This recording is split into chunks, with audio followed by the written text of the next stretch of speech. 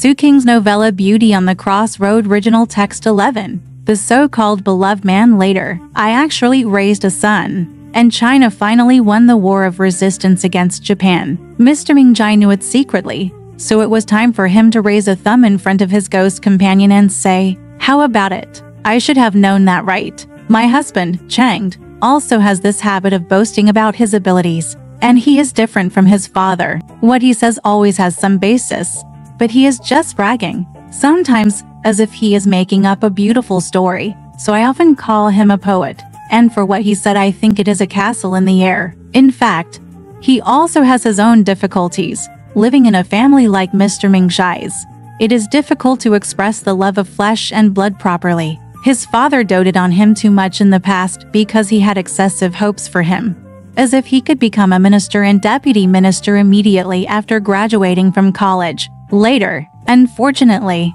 the war happened. His father refused to let him take risks with a body of 10,000 gold, but he wanted wealth and honor to fall from the sky. How could it be achieved? So Mr. Mingjai gradually became disappointed. At first, he always hoped that he would have good luck after the winter solstice, but later it turned out that neither the time nor the luck would come, and his savings gradually disappeared. He felt anxious. Then he hated his son and often said embarrassing things to him. Cheng has always been accustomed to being comfortable and flattered by his family. How could he withstand such setbacks? Therefore, he ran out every day. Mr. Mingjai wanted to scold him, but had no target, so he had to turn his anger on his wife, saying how could such an illiterate and stupid woman raise a decent son. Cheng ran home from outside in the middle of the night. His father was not asleep yet. Hearing his voice, he coughed twice in the washroom, hoping that his son would go out to greet him.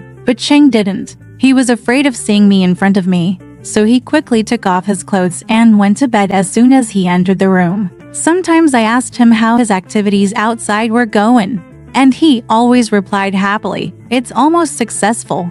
Just wait and see." I then asked him what exactly he was doing. He rolled his eyes and said, "I can't tell you this in advance. In short, you just need to prepare to enjoy it." Sometimes he showed off his temper. A squad leader from the gendarmerie often invited him to dinner. "Maybe he has some confidential work entrusted to me," Cheng said proudly. I thought, he is preparing to be a traitor, right? If you ignore good books and don't teach them, but do such shameful things, aren't you afraid that problems will rise in your future? I finally told my father-in-law about this conjecture. Unexpectedly, he was very happy and said, "What does it matter? As long as Chang is alive, it can be renamed and things can be done more carefully." As for the return of the Qing government, fortunately, I still have a batch of public bonds in my hand. We are loyal people. What are we afraid of? After saying that, he became optimistic again and suddenly became polite to Chang. He gave him some money to spend, saying that he was away.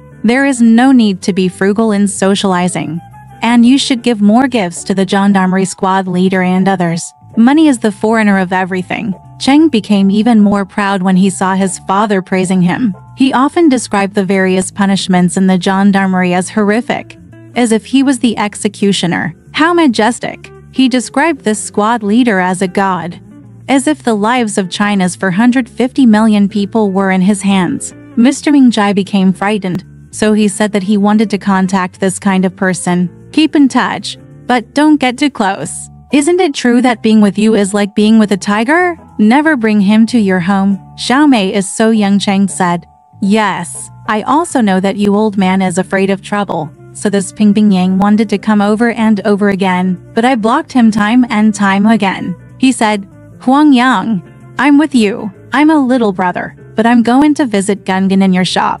Japanese's wife is a mother-in-law. I also know that Xiaomei doesn't know how to socialize, and their warriors have beards and cheeks that are weird at this point. Even the mother-in-law, who was honest and didn't speak much, turned yellow with fright. Later, a friend told me that one night in Shanghai, I went to a small dance hall with a few friends to have a good meal. After having tea and sitting at the table, they refused to pay cash. They wanted to sign and said, "We're all in the gendarmerie." Translator, the head waiter in the dance hall asked them which gendarmerie they were, and they stared at each other and shouted, "The gendarmerie is the gendarmerie." What else is there? When people saw that they were not on the right track, they responded in a perfunctory manner. While calling the nearby gendarmerie, the gendarmerie sent someone to come. They asked them some questions in a fierce manner, and even grabbed their heads and banged them against the wall. The dancers looked at them and were stunned. Cheng smiled, seeing that it was nothing.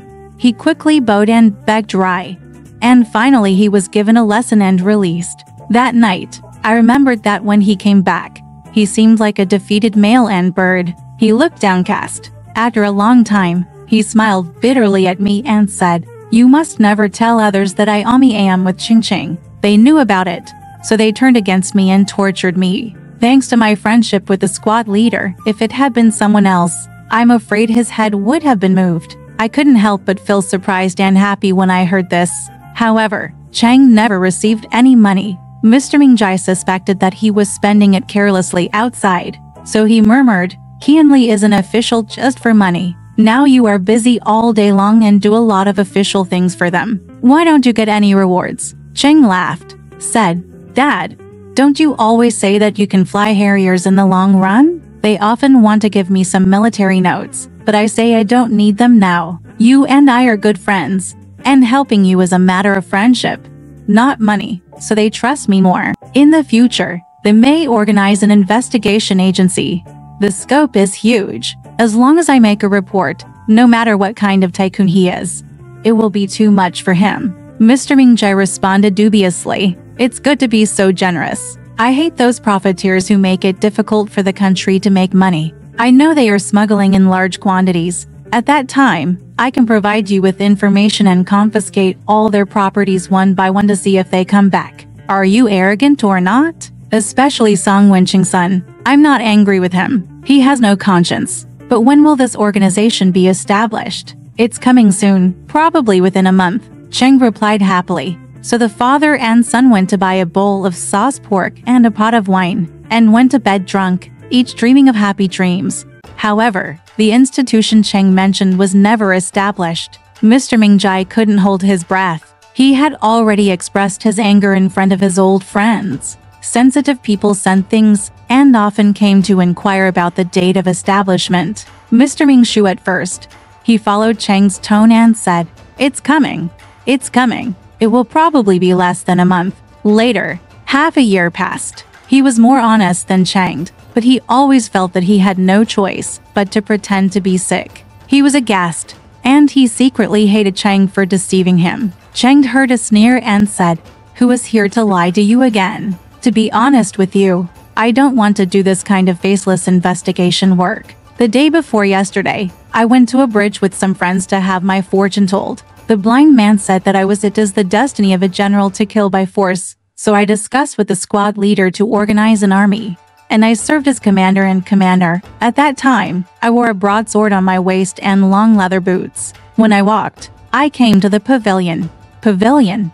Pavilion." Mr. Mingjai gradually stopped believing him. Until the death of Mr. Mingjai, Cheng often boasted to me because my mother-in-law was too honest and it would be boring to believe everything she said. He also understands my psychology and knows that I don't really trust what he says, so he often shows me evidence, sometimes some samples, saying that he asked a friend to order these many goods, and sometimes he also takes some. When the Japanese snacks came back, they said they were made by the squad leader's wife and given to him. In fact, you can get samples from the dealer Sony. It doesn't matter if you don't order the goods. As for Japanese dim sum, there are more in the North Sichuan Road area. How do you know that he didn't buy it with his own money? But I didn't know the truth at first, so I was still half convinced. Because he likes to brag. People don't know the truth about him and think he really has some path, so they often come to him for help. He doesn't ask whether he is capable or not.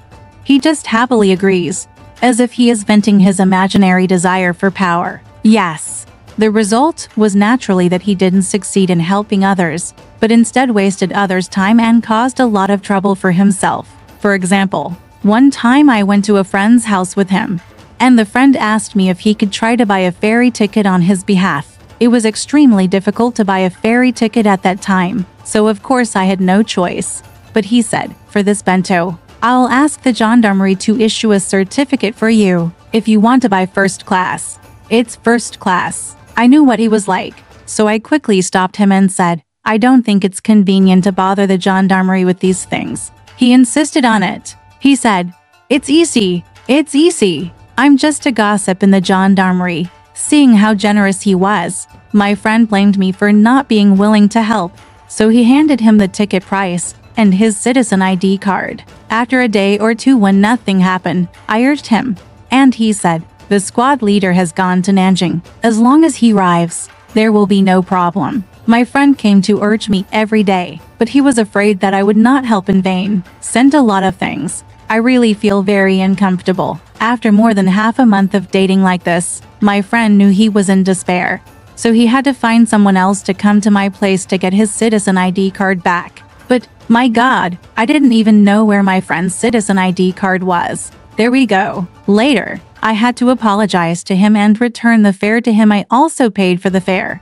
and the money he gave to Chang had already been used by Chang. In order to lose my citizen card, my friend published a statement in the newspaper and then got a replacement. I don't know how much effort was wasted and time was wasted. How embarrassing it is for me to think about it. His words are becoming more and more unreliable. Now when I listen to other people talking, every time they finish a sentence, I always ask, really? Did you really promise me? People don't understand the reason and often blame me for being too careless. I didn't trust him, so I said, when did I lie to you again? In fact, I was used to being deceived by Chang, so I was always uneasy, just to watch a movie once.